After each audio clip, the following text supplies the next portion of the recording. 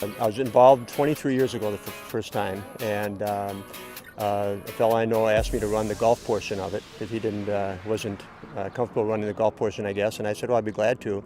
And 4 months later, my daughter has an experience at Children's Hospital. Never dreamed that stuff would happen to you, but it does. And she's here today, 33 years old and in good health. And she had an episode at 8 years old and another episode at 14. And Children's was wonderful, and my commitment got stronger. And here we are 24 years later, so yeah, it's a long time. This will be our second year as a sponsor, or the title sponsor. We've been participating in the event for over 4 years. Well, this is something that's important to the community. We've got employees who take advantage of the Children's Hospital and are strong supporters themselves. So it's a way of not only giving back to the community, but giving back to the employees who are an important part of the community.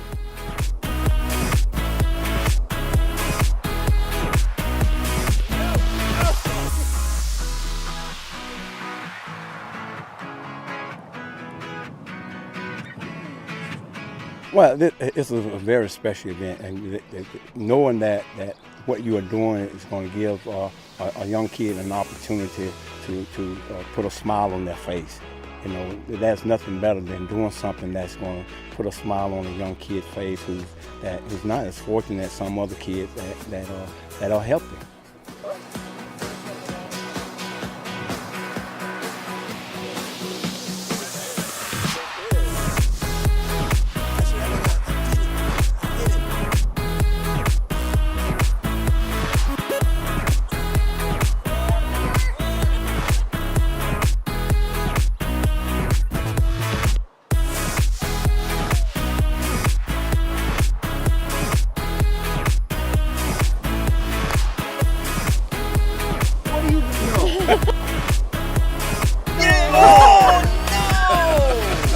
My granddaughter had used the services of Children's Hospital, and that she was a twin and born down in Waukesha, and she had a restriction in her intestine and that, so she had to be rushed to Children's, and they took great care of her in that, and follow-up surgery, and just great care, and very, very impressive.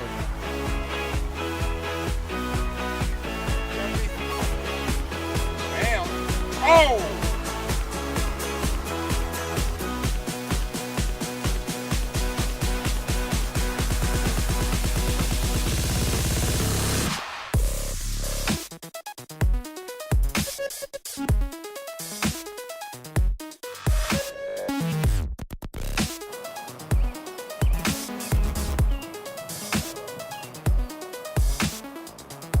We're the Wizards today. Hit them straight. Zeke, don't hit them as often as we are.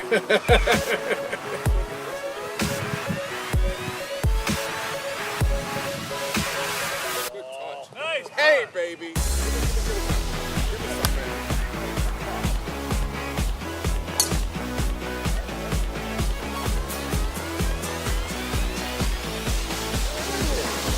Be on camera more often.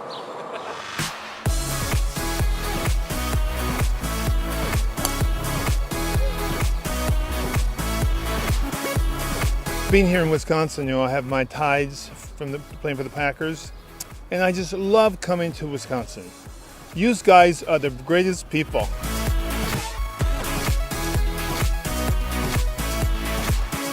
Oh, no!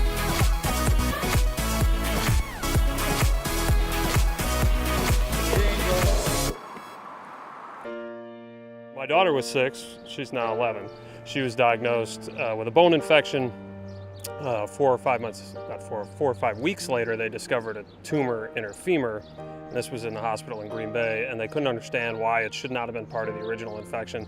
So they sent us to Children's Hospital in Milwaukee, and she had to have surgery, was in a wheelchair for a while, had to see the specialist down there. So we had firsthand experience with the people of Children's Hospital, and they just were wonderful. And I'm happy to report she's fine now, but it was interesting for me because in all these years when I'd done telethons and fundraisers, you know, I would always tell the people what you're really purchasing here when you donate your money is an insurance policy for your own kids or you know, maybe a relative or your neighbor's kids or whatever it is, because you just don't know when you're going to need these services, and proved to be rather prophetic for us. Jaden was a preemie. He was a micro preemie, I guess you'd call it. He was born 1 pound 6 ounces. At that point, it was very much we're not sure what's going to happen kind of thing. And it was a long path at Children's Hospital for us. He was tiny. That's why we have this bear. This is actually how big he was when he was born. We have a picture of him laying next to the bear, and he looks exactly the same size, the same everything. And so. if you to put it in people's terms where they can understand it, I take my wedding ring, I could put it over his foot and slide it all the way up to his waist, up to his hip, and I could take it over his hand and put it all the way up to his shoulder. Jaden had a lot of different surgeries. He actually started out at Children's Hospital in the Fox Valley and was there for about 1 month, and then he ended up needing a surgery. He had NEC and small bowel obstruction. So from there they flew him down to Milwaukee. All in all, very blessed that we ended up with a perfectly healthy little boy at the end of it, and he keeps us on our toes now. You don't know when it's going to affect you. I mean, it wasn't something where we knew we'd have problems. We had nothing to say that this was going to happen. And it was just a surprise. They had no reason why it happened, so it can happen to anybody. And the fact that you can give so that when it happens to somebody you know or somebody you don't even know, that's a gift that we'll cherish forever, is the fact that we have this healthy, great boy, and he's there because of people's generosity. Thank you, Children's Hospital. When I was like 8, I was diagnosed with Crohn's disease, and then I got sick, and then in the summer or the school year of 6th grade through 7th grade, I got really sick. And then I was in the hospital like for long times, on and off.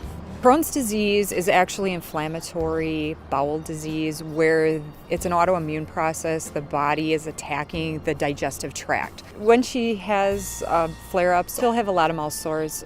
She won't feel like eating. She'll have stomach aches. Malabsorption, so anything she does eat she doesn't absorb any nutrients. Children's Hospital is a lifesaver for Haley, literally. There was the art therapy, and then I would just like create art, and it was just fun to just get away from being sick. She was so sick for such a long time, and she went about 3-4 months without even smiling. There was a period of time she didn't smile, she didn't laugh, nothing was fun for her. The art therapist had come in and had done a project with her, and part of the project was shaving cream on her hospital tray, and then they take paints and they make different designs, and then you pick up the paints on a piece of paper. And when they were cleaning that up, Marianne had flicked a ruler with some shaving cream on it, and it spattered and hit Haley on the face, and she smiled. When I was 14 years old, I was diagnosed with an arachnoid cyst on my brain at Children's Hospital, Wisconsin, which was really scary. But everybody there is so friendly that it made it a lot easier to handle the situation, and they were always there and knew how to handle the emotion roller coaster that my mom and I went through. They looked into surgery, but that's really dangerous, obviously, when you look at brain surgery, and there's too much risk that my brain would shift. So right now I'm just taking a lot of different medication, but that seems to have stabilized the situation, and I've been doing well. Now I just finished my freshman year at Valparaiso University. I'm on a golf scholarship there, and I'm studying communications. Back in 2008, I was diagnosed with leukemia in January. They couldn't figure out what was wrong with me at first because I was sent to St. Vincent's and all over the place. And eventually they just ambulanced me down to Children's Hospital, and they diagnosed me with ALL. I was there for probably about 3 months, and then after that, I was on chemotherapy for like 3 years. It was pretty terrible.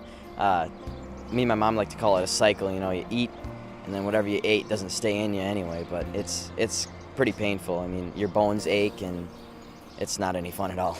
It's a great hospital because they make you feel like you're not sick. You know, they try and do everything that they can to make you feel normal. They saved my life more than once. I mean, in September I had a really serious chest surgery where they put 2 metal bars in my chest, and it's one of the most painful surgeries that they can operate on a 15-year-old. And so they saved my life more than once, I mean multiple times, and I'm so grateful for them. Well, when she was 6 and her younger sister was 3, her younger sister outweighed her by 30 pounds. And Emily's heart, you could literally watch it beat. Just looking at her, you could see her heart beat in her chest. I was diagnosed with heart defects and pulmonary hypertension when I was 6 years old, which is really late to be diagnosed. After the test, she put Emily in the waiting room with her nurse and told us that Emily had some pretty severe heart defects and that she was actually going to be flown to Milwaukee the next day. And they were going to do surgery, open heart surgery, and fix her heart. We got there in the morning and said, there's nothing we can do. We've discovered more looking at the test that she has pulmonary hypertension, which is a lung disease that there is no cure for. It's caused by the heart defects. And they said that we should just take her home. And that the diagnosis meant that she probably wouldn't live past 10. Emily's going to be 16 this summer. I'm grateful every day. She's a miracle. In July, I'm going to have a heart cath, which is like angioplasty, except they don't use a balloon for it. They just run tests, and they're going to be testing the blood flow levels to my lungs to see how high the pressure is. Who knows what we'll have to do after that. Well, all the nurses and all the staff are really great. My nurse practitioner is the best. They've saved her life, and I'm hoping for another miracle.